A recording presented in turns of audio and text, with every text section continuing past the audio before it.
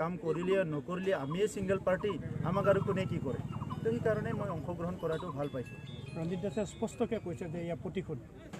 প্ৰতিশোধটো মই নাজানো কাৰণ কি ৰিভেঞ্জ ল'ব নলয়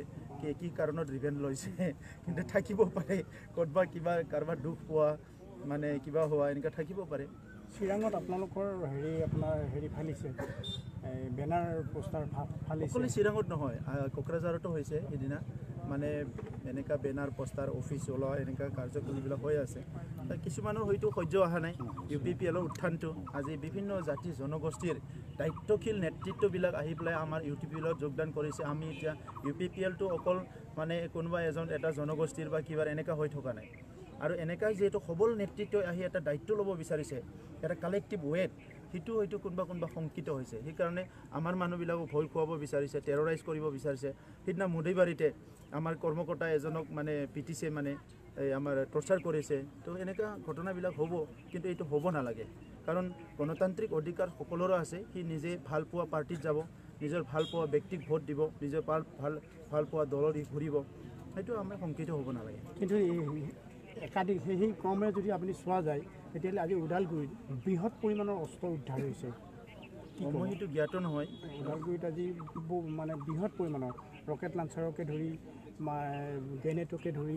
তাৰপিছত AK-57কে ধৰি মানে বহু অস্ত্ৰ ইতিমধ্যে মই এইটো জ্ঞাত নহয় কাৰণ NDBৰ 4টা গোট আৰ্মছ জমা দিয়াৰ পিছত যেটো নেকি লে ডাউন হৈ গ'ল ইয়াৰ পিছত আৰু সেই অঞ্চলত আমি অফিচিয়ালি ভাবি লৈছোঁ যে ইয়াত আৰু কোনো অস্ত্ৰ নাই এইটো হিংসামুক্ত হৈ গ'ল আমাৰ অঞ্চলটো অস্ত্ৰমুক্ত হৈ গ'ল যদি আজি তেনেকুৱা ঘটনা হৈছে এইটো আমাৰ কাৰণে অলপ চিন্তাৰ বিষয় তথাপিতো যেহেতু এইটো প্ৰশাসনে উদ্ধাৰ কৰিছে এইটো আমাৰ কাৰণে বেছি চিন্তা কৰিব লগা নাই অস্ত্ৰ আছে যদি এইটো সন্দেহটো আমাৰ চিন্তা কৰিব লগা কিন্তু প্ৰশাসনে যেহেতু উদ্ধাৰ কৰিছে সেইটো ভাল কাম হৈছে আৰু তেনেকুৱা কোনোবা ইমান বছৰে 30-40 বছৰ ইয়াত সশস্ত্ৰ সংগ্ৰামবিলাক আছিলে তো ক'ৰবাত পুতি থোৱা কিবা থোৱা অস্ত্ৰ বহুত জেগাত থাকিব পাৰে সেইখিনি আজি গভৰ্ণমেণ্টে ৰিকভাৰ কৰিব লাগে আৰু মোৰ প্ৰধানমন্ত্ৰী ডাঙৰীয়াই কোৱা নিচিনা এই অঞ্চলত আৰু হিংসা নহয় এটুপো টেষ্ট ইয়াতে নপৰে এই কথাবিলাক যেনেকৈ কৈছিল আজি বাস্তৱত এই কথাবিলাক ৰূপায়ণ হ'ব লাগিব গতিকে এই যিটো ৰিকভাৰী কৰিলে ইয়াৰ কাৰণে মই অসম পুলিচ আমাৰ সেনাসকলক মই কংগ্ৰেচুলেশ্যন দিছোঁ আৰু আপোনাৰ এই কাৰ লগত আপোনালোকৰ মিত্ৰতা হ'ব কমলৰ লগত হ'ল আজি কমলে পাৰ্টিত আহিল আৰু তেনেকুৱা বহুত আহি আছে আমাৰ মিত্ৰতা বাঢ়ি আছে গতিকে আপুনি যিটো সুধিছে কাৰ লগত মিত্ৰতা হ'ব ইয়াৰ পিছত মানে ইলেকশ্যনৰ পিছত আপোনালোকৰ কাৰোবাৰ লগত মিত্ৰতা হ'ব নেকি ইলেকশ্যনৰ পিছত যদি চৰকাৰটো গঠন কৰিব পৰা যায় তো আমিতো কাকো বাদ দি পাতিব বিচৰা নাই 40 জনকে লৈ আমি চৰকাৰ গঠন কৰিবলৈ মন কাৰণ এইটো এটা টিম হ'ব আমাৰ ভাৰতৰ প্ৰধানমন্ত্ৰী নৰেন্দ্ৰ মোদী ডাঙৰীয়াই প্ৰধানমন্ত্ৰী হোৱাৰ পিছত টিম ইণ্ডিয়া বনাইছিল গোটেই মুখ্যমন্ত্ৰীক লৈ পেলাই তাত কংগ্ৰেছৰ মুখ্যমন্ত্ৰী কিছুমান গৈছিলে কিছুমান যোৱা নাই চ' যিটো টিম ইণ্ডিয়া আমাৰ মোদী ডাঙৰীয়াই কৰিছে আমাৰ BTRতো আমি টিম BTR বনাব লাগিব আৰু টিম BTR বনালে সাপোজ কোনোবা এটা সমষ্টিৰ আমাৰ MCLA সি বিৰোধী হৈ গ'ল সি যে তাক যদি টিমত লোৱা নহয় তেতিয়াতো উন্নয়ন তাত নহ'ব নহয় সি কথাবিলাক বুজি নাপাব গতিকে আমি টিম বনাব লাগিব সেইকাৰণে কোনোবাই ভাবিছে কাক লয় কাক নলয় আমিতো চবকলৈ কৰিবলৈ মন আপোনাৰ যিহেতুকে আপোনালোকৰ লোকসভা ইলেকশ্যনত UDFে আপোনালোকক সমৰ্থন দিছিলে আৰু প্ৰসংগক্ৰমে কিন্তু UDFৰ লগত আপোনালোকৰ মিত্ৰতাৰ কথাটো ওলাই আছে এই ক্ষেত্ৰত আপোনাৰ স্থিতি কি হ'ব চাওক এতিয়া আমাৰ কাৰো লগত অফিচিয়েল মিত্ৰতা নাই আৰু মিত্ৰতাৰ কথা আমি ইমান চিন্তাও কৰা নাই মিত্ৰতা আমি এনেকুৱা মিত্ৰতাটোকে কৰি আছোঁ যিসকলে আজি বিভিন্ন দল সংগঠনত আছিলে তেখেতসকলৰ এটা দক্ষতা আছে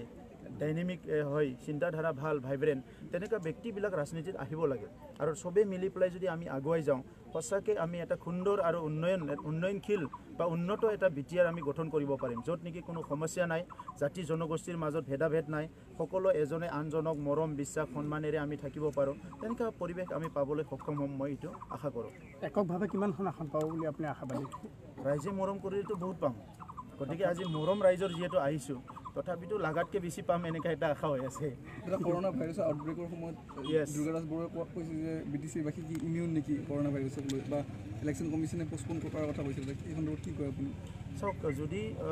এই অঞ্চলত তেনেকুৱা কেছ ৰিপৰ্ট হৈছে তেনেহ'লে নিশ্চয় ভাবিব লাগিব আৰু এই অঞ্চলত যদি তেনেকুৱা কেছ কোনো ৰিপৰ্ট হোৱা নাই তেনেহ'লেতো প্ৰক্ৰিয়াবিলাক বন্ধ কৰাৰ কোনো যুক্তি নাই গতিকে সেইটো নিৰ্বাচন আয়োগ আৰু অসম চৰকাৰ ভাৰত চৰকাৰ চিন্তা কৰিব সেইটো যিহেতু আমি সকলোৱে বিচাৰোঁ যে আমাৰ কোনো এজন ব্যক্তি যাতে আক্ৰান্ত নহয় কাৰণ তেনেকুৱা এটা ডেঞ্জাৰ ডেডলি ভাইৰাছবিলাক যদি আহি যায় সেইটো সকলোৰ কাৰণে চিন্তনীয় বিষয় তো সেইকাৰণে চৰকাৰে যাতে চোকা দৃষ্টি ৰাখে আৰু প্ৰয়োজনত যদি নিৰ্বাচন বন্ধও কৰে আমাৰ ক'বলগীয়া নাই কাৰণ মানুহৰ জীৱনতকৈ নিৰ্বাচন ওপৰত হ'ব নোৱাৰে নিৰ্বাচন আজি নহয় কালি হ'ব আৰু যদি একো নাই তেনেহ'লে নিৰ্বাচনটো সময়মতে কৰাটো ভাল